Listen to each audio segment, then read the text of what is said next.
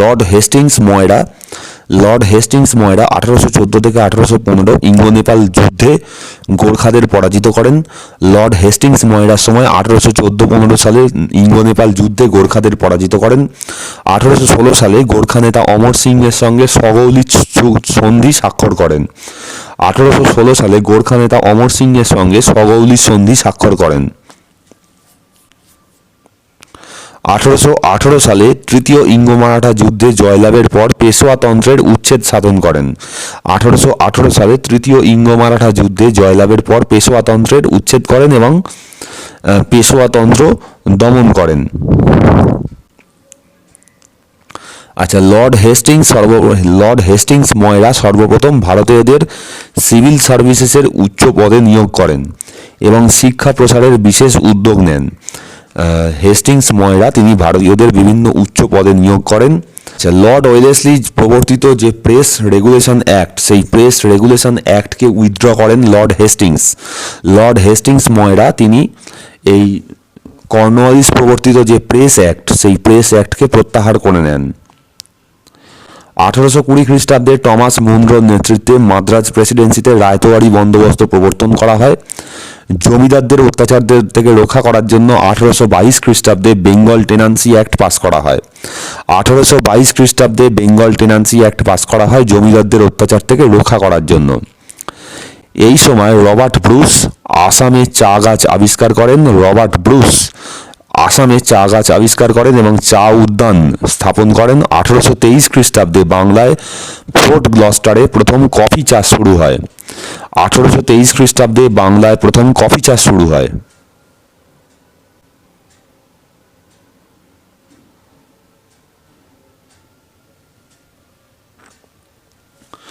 বাংলার ফোর্ট গ্লস্টারে প্রথম কফি চাষ শুরু হয় 1823 সালে এবং আসামে অ্যান্ড্রিউ চার্লটন এবং রবার্ট ব্রুসের সহযোগিতায় চা বাগান স্থাপন করা হয়।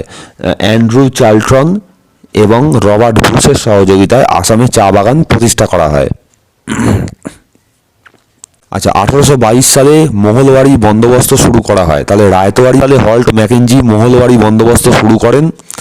1822 সালে হল্ট ম্যাকেঞ্জি মহলবাড়ি বন্দোবস্ত শুরু করেন।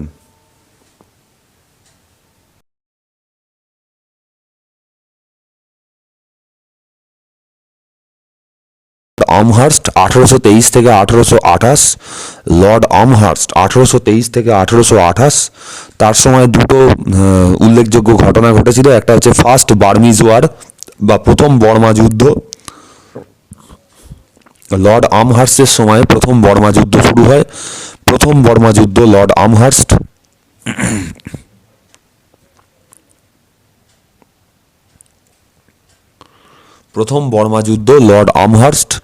এবং 1826 সালে বর্মার সঙ্গে ইংরেজদের ইয়ান্দাবু সন্ধি স্বাক্ষরিত হয়। 1826 সালে বর্মার সঙ্গে ইয়ান্দাবু সন্ধি স্বাক্ষরিত হয়। ভরতপুর অধিগৃহীত হয় এবং মালয় উপদ্বীপও ইংরেজরা অধিকার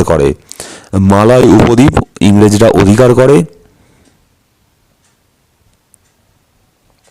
1824 সালে বেন্দা বাবার নেতৃত্বে ব্যারাকপুরে সেনা বিদ্রোহ হয়। 1824 সালে বেন্দা বাবার নেতৃত্বে ব্যারাকপুরে সেনা বিদ্রোহ শুরু হয়।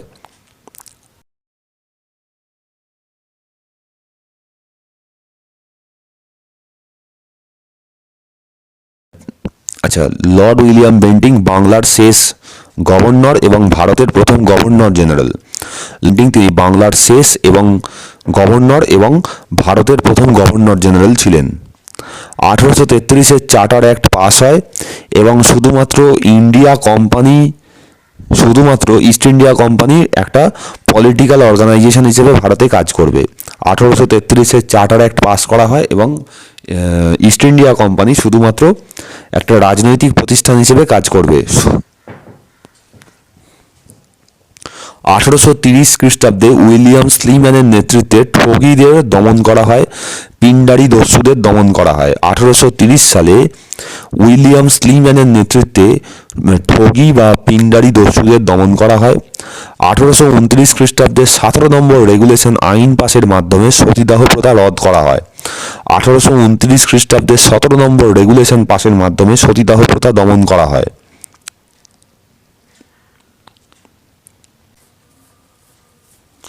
1835 খ্রিস্টাব্দে মেকলের একটা মিনিটস বা একটা প্রস্তাব আসে শিক্ষা সংস্কারের ক্ষেত্রে। মেকলে মিনিটস বা মেকলের একটা প্রস্তাব আসে, এটাকে বলা হতো ছুঁয়ে পড়া নীতি বা ট্রিকল ডাউন নীতি বা ডাউন ফিল্ট্রেশন থিওরি বলা হতো।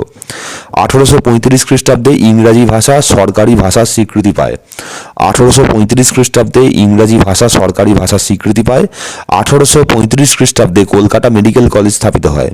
1835 খ্রিস্টাব্দে কলকাতা মেডিকেল কলেজ স্থাপিত হয়। আচ্ছা, তিনি উইলিয়াম বেন্টিঙ্ক উচ্চ আদালতে ইংরাজি এবং নিম্ন আদালতে ফরাসি ভাষা স্বীকৃত হবে বলে ঘোষণা করেন। লর্ড উইলিয়াম বেন্টিঙ্ক উচ্চ আদালতে ইংরাজি এবং নিম্ন আদালতে ফরাসি ভাষা স্বীকৃত হবে বলে ঘোষণা করেন। নরবলি প্রথা নিষিদ্ধ করা হয়। খোন্দ প্রজাতির যে নরবলি প্রথা সেটাকে নিষিদ্ধ করে দেওয়া হয় এবং তার আমলেই গঙ্গায় প্রথম স্টিমার চালানো শুরু হয়। এই লর্ড উইলিয়াম বেন্টিঙ্কের সময় গঙ্গায় প্রথম স্টিমার চালানো শুরু হয়। আচ্ছা, Lord William Bentinck judicial reform করেছিলেন, এক ধরনের জুডিশিয়াল রিফর্ম করেছিলেন। সেই জুডিশিয়াল রিফর্মগুলি হলো, তিনি প্রভিন্সিয়াল কোর্টগুলিকে অবলুপ্ত করেন, সার্কিট কোর্টগুলোকেও অবলুপ্ত করেন।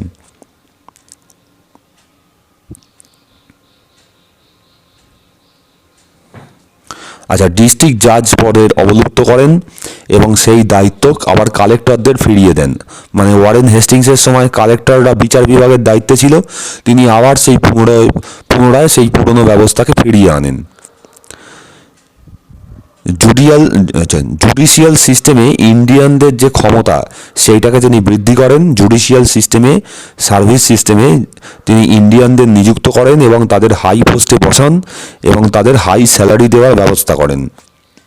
বোর্ডের অবসান ঘটান। এলাহাবাদে একটি পৃথক সদর দিওয়ানি আদালত বসান। দিল্লিতে সদর নিজামত আদালত স্থাপিত হয় এবং নরবলি প্রথা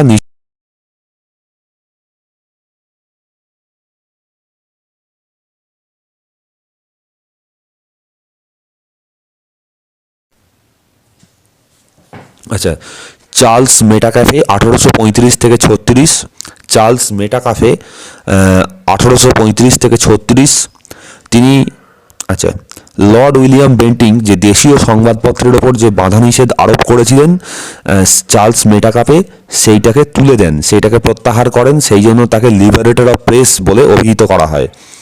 1835-36 সালে আচ্ছা, লর্ড উইলিয়াম বেন্টিঙ্ক দেশীয় সংবাদপত্রের উপর যে বাধা নিষেধ আরোপ করেন সেইটা চার্লস মেটাকাফে চেয়ারে বসেই সেটাকে তিনি প্রত্যাহার করে নেন। সেই জন্য তাকে লিবারেটর অফ প্রেস বলে অভিহিত করা হয়। 1835 খ্রিস্টাব্দে নতুন প্রস্তাবিত আগ্রা প্রেসিডেন্সির প্রথম গভর্নর হিসেবে নিযুক্ত হন চার্লস মেটাকাফে। 1835 খ্রিস্টাব্দে নতুন আগ্রা প্রেসিডেন্সি তৈরি হয়েছিল, লর্ড উইলিয়াম বেন্টিঙ্ক তৈরি করেছিলেন। তার প্রথম গভর্নর ছিলেন চার্লস মেটাকাফে। পরবর্তীকালে প্রমোশন পেয়ে বাংলার গভর্নর জেনারেল হিসেবে নিযুক্ত হন বা ভারতের গভর্নর জেনারেল হিসেবে নিযুক্ত হন। লর্ড